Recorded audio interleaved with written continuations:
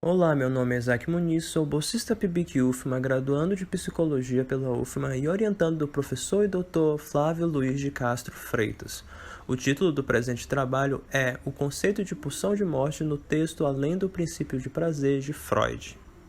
O presente trabalho busca investigar o conceito de pulsão de morte em algumas de suas temáticas afins a partir da obra Além do Princípio do Prazer.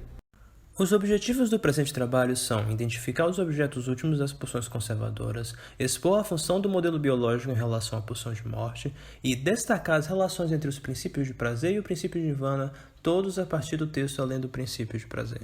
Nosso método de trabalho a ser empregado está dividido em princípios e procedimentos. Com base nisso, adotaremos como ponto de partida uma análise estrutural do texto Além do Princípio de Prazer de Freud, em que destacaremos seu problema central, sua hipótese predominante e a linha argumentativa utilizada.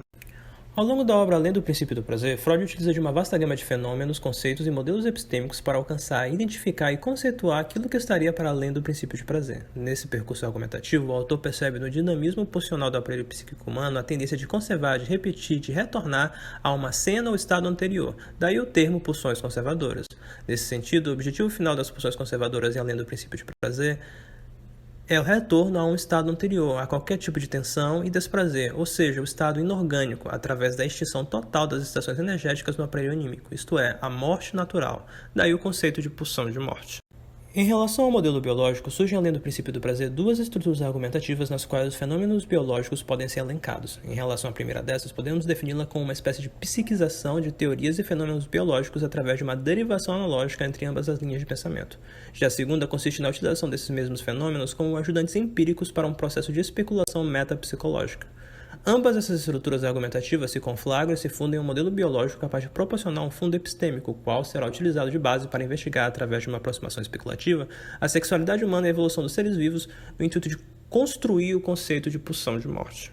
Cunhado por Barbara Lowe, o princípio de nirvana retomado por Freud, além do princípio de prazer, pode ser descrito como uma tendência do aparelho psíquico em reduzir totalmente ou pelo menos ao mínimo possível as excitações energéticas presentes nele. Em paralelo a isso, o princípio de prazer pode ser definido como um princípio que rege o aparelho anímico economicamente no objetivo de levar a atividade psíquica a buscar pelo prazer e a evitar o desprazer. Portanto, podemos concluir que o princípio de prazer e o princípio do nirvana se relacionam quando encontrados sobre o guarda-chuva conceitual da pulsão de morte, na medida em que ambos se direcionam à redução parcial ou total das estações que invadem o aparelho anímico, podendo a última levar à extinção do próprio aparelho. Dessa forma, foi possível identificar os objetos últimos das pulsões conservadoras, isto é, o retorno a um estado primeiro, o inorgânico. No sentido da função do modelo biológico em relação à pulsão de morte, identificamos essa como sendo um fundo epistêmico pelo qual seja possível pensar tal conceito. Por último, notamos como os princípios de prazer e do nirvana se relacionam sobre o guarda-chuva conceitual da pulsão de morte, no sentido de uma diminuição total ou parcial das estações energéticas dentro do aparelho psíquico. Portanto, todos os objetivos expostos foram devidamente contemplados e abordados. Assim, eu encerro e aqui estão as referências. Obrigado pela sua atenção.